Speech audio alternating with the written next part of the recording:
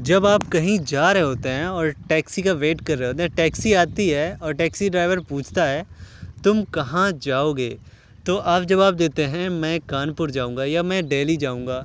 इसके अलावा जब आपसे आपका फ्रेंड बात कर रहा होता है और वो आपसे पूछ देता है तुम 10 बजे क्या करोगे, तो आप जवाब देते हो मैं 10 बजे कॉलेज जाऊंगा। तो इन्हीं बातों को अगर आप इंग्लिश में कहना चाहो तो आप फ्यूचर इंडेफिनिट टेंस की बात करोगे, यानी कि फ्यूचर इंडेफिनिट टेंस का यूज करोगे। तो हेलो गाइस, कैसे आप सब? उम्मीद करता हूँ बहुत ही अच्छे होंगे। आज है आपकी इंग्लिश स्पीकिंग का डे 29 और आज मैं आपको बताऊंगा फ्यूचर इंडेफिनिट टेंस। तो गाइस देखते हैं फ्यूचर इंडेफिनिट टेंस की तरफ बढ़ते हैं और सबसे पहले बात करते हैं इंडिकेशन की। इंडिकेशन का मतलब होता है पहचान। सेंटेंस के लास्ट में, किसी भी सेंटेंस के लास्ट में अगर गा, गी, गे ये शब्द लगे हुए हैं तो आप तुरंत समझ जाइएगा कि ये टेंस फ्यूचर इंडेफिनिट टेंस है। एग्जाम्पल के जरिए समझ लेते हैं।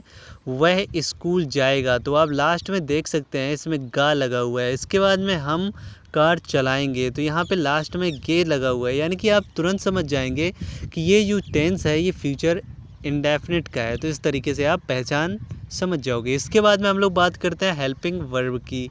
तो फ्यूचर इंडेफिनिट की हेल्पिंग वर्ब होती है विल और शैल। गाइस मैं आपको बता दूं, शैल का यूज करते हैं आई और वी के साथ में, वहीं विल का यूज हम आई और वी को छोड़कर सभी के साथ करते हैं। इसके बाद में हम लोग बात करते हैं अफर्मेटिव सेंटेंसेस की। तो अफर्मेटिव सेंटेंस जो सिंपल सेंटेंसेस होते हैं उनकी बात करें तो सबसे पहले हम लोग देख लेते हैं मेकिंग रूल। तो मेकिंग रूल में सबसे पहले आएगा सब्जेक्ट, उसके बाद में विल या शैल और उसके बाद में वर्ब, फिर ऑब्जेक्ट। तो याद रहे कि वर्ब का फर्स्ट फॉर्म ही लगता है। तो अब हम जब इसको सेंटेंस को बनाएंगे तो बहुत ही ईजिली बना लेंगे। सबसे पहले सब्जेक्ट ये है, इसके बाद में ये ऑब्जेक्ट रहा और ये वर्ब और इंडिकेशन दोनों ही है इसमें। तो हम लोग सेंटेंस बनाते हैं। सबसे पहले सब्जेक्ट देखते हैं, ये सब्जेक्ट रहा। रूल में हमने सब्जेक्ट देखा, तो सब्जेक्ट है ही। और जैसे कि मैंने आपको बताया कि ही के साथ में लगाएंगे विल, तो यहाँ पे हमने किया विल, ही विल। एंड जाएगा तो जाना होता है गो मीन्स, और जब भी कहीं जाते हैं तो टू लगाते हैं। तो यहाँ पे किया हमने स्कूल, तो he will go to school. तो इस तरीके से सेंटेंस हमारा बन गया। तो देखिए यहाँ पे सबसे पहले सब्जेक्ट, तो इस सेंटेंस में सबसे पहले सब्जेक्ट और इसके बाद में विल या शैल में से एक लगाना है, तो ही के साथ में लगाएंगे विल। इसके बाद में वर्ब, तो वर्ब है जाना, तो इसकी इंग्लिश लिखी गो, और जब भी कहीं जाते हैं तो टू लगाते हैं। इसके बाद में ऑब्जेक्ट, तो ऑब्जेक्ट हमने लिख दिया स्कूल। इसी तरीके से दूसरा सेंटेंस बनाएंगे और लिखा हुआ है हम कार चलाएंगे। तो यहाँ पे सबसे पहले हम देखते हैं कि ये सेंटेंस लिखा हुआ है हम कार चलाएंगे, और इस सेंटेंस को जब हम बनाएंगे तो सबसे पहले सब्जेक्ट, उसके बाद में ऑब्जेक्ट, उसके बाद में ये यहाँ पे वर्ब यानी कि क्रिया लिखा हुआ है। तो इसको हम सेंटेंस को बनाएंगे तो सबसे पहले रूल के हिसाब से बनाना है। सबसे पहले सब्जेक्ट, फिर विल या शैल, फिर वर्ब, ऑब्जेक्ट। तो सेंटेंस को बनाते हैं। सबसे पहले सब्जेक्ट, सब्जेक्ट इसका है वी और वी के साथ में हम लोग लगाते हैं शैल, तो हो गया वी शैल। अब वर्ब है चलाना, तो चलाना होता है ड्राइव, मीन्स ड्राइव, यानी कि वी शैल ड्राइव, और बचा ऑब्जेक्ट, तो ऑब्जेक्ट है इसमें कार। तो सेंटेंस बन गया वी शैल ड्राइव कार। इसके बाद में हम लोग बात कर लेते हैं नेगेटिव सेंटेंस की। नेगेटिव सेंटेंस होते हैं बहुत ही ईजी। इसमें सिर्फ और सिर्फ क्या करना होता है, हेल्पिंग वर्ब, विल और शैल है हेल्पिंग वर्ब, और इसके तुरंत बाद हम लोग नॉट लगा देते हैं। नेगेटिव सेंटेंसेस में सिर्फ और सिर्फ इतना होता है कि जो हेल्पिंग वर्ब होती है, हर एक नेगेटिव सेंटेंस की बात कर रहा हूँ, हेल्पिंग वर्ब के तुरंत बाद नॉट लग जाता है। अगर आप नेगेटिव सेंटेंसेस का सेपरेट वीडियो देखना चाहते हैं तो मैंने लिंक डिस्क्रिप्शन में दे रखा है, आप वहाँ से देख सकते हैं। तो यहाँ पे हम सेंटेंस को बनाएंगे। सबसे पहले सब्जेक्ट, फिर विल या शैल, फिर इसके बाद में नॉट, वर्ब, और इसके बाद में ऑब्जेक्ट। तो इस सेंटेंस में सबसे पहले हम लोग देख सकते हैं कि दे जो है वो सब्जेक्ट है, तो हमने सबसे पहले लिखा दे, और दे के हिसाब से यहाँ पे लगाएंगे विल, तो हो जाएगा दे विल। और इसके बाद में जैसे कि मैंने बताया कि नॉट लगाते हैं हेल्पिंग वर्ब के बाद, तो हेल्पिंग वर्ब हमने लिख लिया है, यहाँ पे लिख दिया नॉट, तो दे विल नॉट। इसके बाद में वर्ब है तो ईट, और इसके बाद में खाना, तो ये हो जाएगा फूड। तो सेंटेंस हमारा बनेगा they will not eat food. इसके बाद में देखिए वह कार नहीं सिखाएगा। अब इस सेंटेंस को जब हम बनाएंगे तो सबसे पहले सब्जेक्ट, तो सब्जेक्ट सेंटेंस का है ही, और ही के साथ में हम पता है ना कि विल लगाते हैं। इसके बाद में नॉट, तो जैसे कि रूल में लिखा हुआ है, सबसे पहले सब्जेक्ट, फिर विल या सेल, फिर नॉट, फिर वर्ब और इसके बाद में ऑब्जेक्ट। तो इस सेंटेंस में हमने नॉट तक तो कंप्लीट कर ही लिया है। इसके बाद में वर्ब देखिए, वर्ब है टीच, तो यहाँ पे हमने लिखा teach, he will not teach. इसके बाद में लास्ट में है ऑब्जेक्ट, तो इस सेंटेंस में ऑब्जेक्ट देख सकते हैं कार। तो इस सेंटेंस को बनाएंगे तो लास्ट में लिख देंगे ऑब्जेक्ट यानी कि कार। इस तरीके से आप देख सकते हैं कि हमारा सेंटेंस कंप्लीट हो चुका है, he will not teach car. इसके बाद में इंटरोगेटिव सेंटेंस देख लेते हैं, और इंटरोगेटिव सेंटेंसेस में 2 टाइप के होते हैं, यानी कि इंटरोगेटिव सेंटेंस 2 टाइप के होते हैं। पहला टाइप जो होता है उसमें शुरुआत में क्या लगा होता है। तो गाइस आप देख सकते हो इन सेंटेंसेस में शुरुआत में क्या लगा हुआ है। जब भी किसी सेंटेंस में शुरुआत में क्या लगा हो तो हम लोग क्या करते हैं, विल और सेल या फिर किसी भी सेंटेंस की हेल्पिंग वर्ब को सबसे आगे लिख देते हैं। तो सबसे पहले हम लिखेंगे वे के हिसाब से, इसमें लिखेंगे विल, तो यहाँ पे हमने लिख लिया विल। और इसके बाद में हम लोग लिखेंगे सब्जेक्ट, आप देख सकते हैं यहाँ पे है सब्जेक्ट, तो सब्जेक्ट लिखेंगे दे, विल दे। और इसके बाद में सेंटेंस में आप देख सकते हैं नहीं लगा हुआ है, यानी कि यहाँ पे लगाएंगे नॉट, विल दे नॉट। और इसके बाद में वर्ब, तो वर्ब है ईट।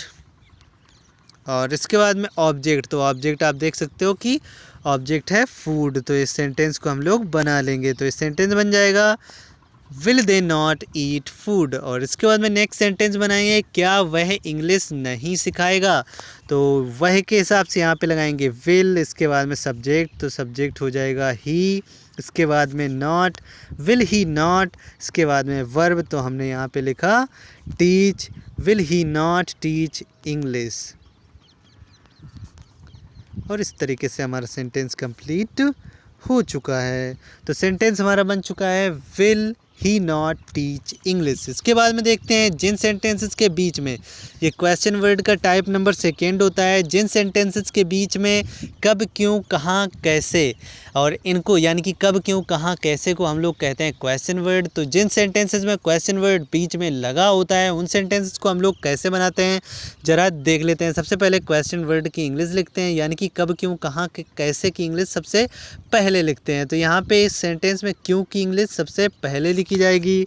तो हम सेंटेंस में लिखेंगे वाई, और वाई के बाद में हम लोग क्या करेंगे, लिखेंगे विल या सेल, यानी कि हेल्पिंग वर्ब। तो तुम के हिसाब से यहाँ पे लगाएंगे हम लोग विल, वाई विल। और इसके बाद में सब्जेक्ट, तो रूल में आप देख सकते हैं सब्जेक्ट। और इसके बाद में not, why will you not. और इसके बाद में जाना, तो गो। और जब भी कहीं जाते हैं तो टू लगाते हैं। इसके बाद में ऑब्जेक्ट, तो ऑब्जेक्ट हमने लिख दिया है।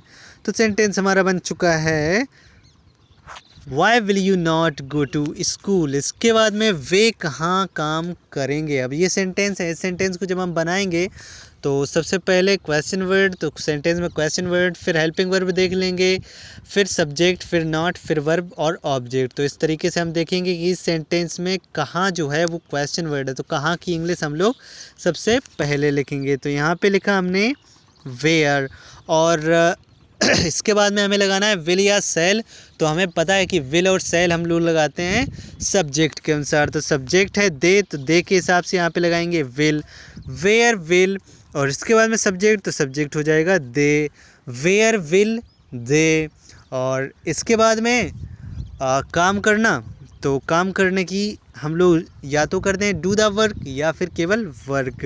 तो हम यहाँ पे कर देते हैं वर्क, ये भी सेंटेंस सही है। और इसके अलावा अगर हम इस सेंटेंस को इस तरीके से बना दें, where will they to work, तो भी ये सेंटेंस सही है। इसके अलावा ये सेंटेंस एक और बचा हुआ है, इस सेंटेंस को जब हम बनाएंगे तो जैसे कि हमें पता है कि क्वेश्चन वर्ड जिन सेंटेंसेस के बीच में लगा होता है सबसे पहले हम लोग क्वेश्चन वर्ड की इंग्लिश लिखते हैं। तो इस सेंटेंस की क्वेश्चन वर्ड है, इस सेंटेंस का जो क्वेश्चन वर्ड है वो है कहाँ।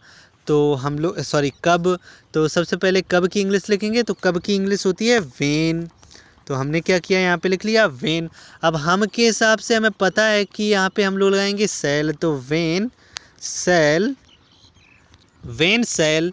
और इसके बाद में सब्जेक्ट, तो सब्जेक्ट है हम, तो हम यहाँ पे लिखेंगे we, when shall we, when shall be. और इसके बाद में गो, और इसके बाद में सुबह, तो इन मॉर्निंग। तो इस तरीके से हमारा सेंटेंस बन जाएगा when shall we go in morning. तो इस तरीके से हमारा सेंटेंस कंप्लीट हो चुका है। इसके अलावा मैं आपको एक बहुत ही अच्छी जानकारी बताता हूँ जो कि आपको शायद ही पता होगी। तो आइए जान लेते हैं वो जानकारी। और वो जानकारी जानने से पहले मैं आपको बता देना चाहता हूँ कि आपको चैनल को करना है सब्सक्राइब, वीडियो को करना है लाइक, क्योंकि आप अपने भाई का सपोर्ट तो करना चाहोगे ना यार, आपका भाई है तो आप सपोर्ट तो करोगे ना। तो यार गाइस सपोर्ट कर दो एंड चैनल को सब्सक्राइब कर दो, वीडियो को लाइक कर दो। तो गाइस मैं आपको क्या बता, तो गाइस जैसे कि आप देख सकते हो ये एक सेंटेंस यहाँ पे लिखा हुआ है, मैं कानपुर ज़रूर जाऊँगा या अवश्य जाऊँगा। तो गाइस मैं आपको एक बात बता देना चाहता हूँ कि जब भी आपके सेंटेंस में अवश्य या ज़रूर लग जाता है तो गाइस हम लोग यहाँ पे अवश्य या ज़रूर की इंग्लिश नहीं लिखते हैं। इसके अलावा यहाँ पे सिर्फ और सिर्फ एक काम करना होता है, वो मैं आपको बताता हूँ करके। सबसे पहले तो इस सेंटेंस को बना लेता हूँ।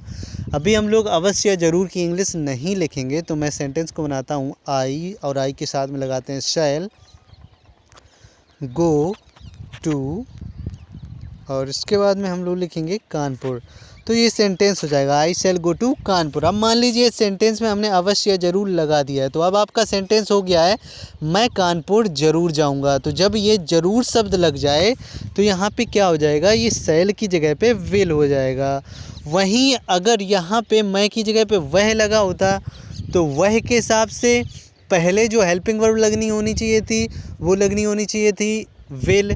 तो गाइस यहाँ पे हम लोग लगाते हैं शैल। तो आपको पता तो चल ही गया होगा, ये एक अच्छी जानकारी है। गाइस जब भी सेंटेंस के बीच में अवश्य या ज़रूर लगा होता है तो हम लोग हेल्पिंग वर्ब को चेंज कर देते हैं, विल की जगह पे शैल लगा देते हैं, शैल की जगह पे विल लगा देते हैं, बाकी कुछ भी नहीं करते हैं। तो गाइस उम्मीद करता हूँ वीडियो आपको पसंद आया होगा। और गाइस एक बार फिर से कहता हूँ चैनल को सब्सक्राइब कीजिए, वीडियो को लाइक कीजिए, अपने भाई का सपोर्ट कीजिए। और मिलते हैं नेक्स्ट वीडियो में, तब तक के लिए बाय।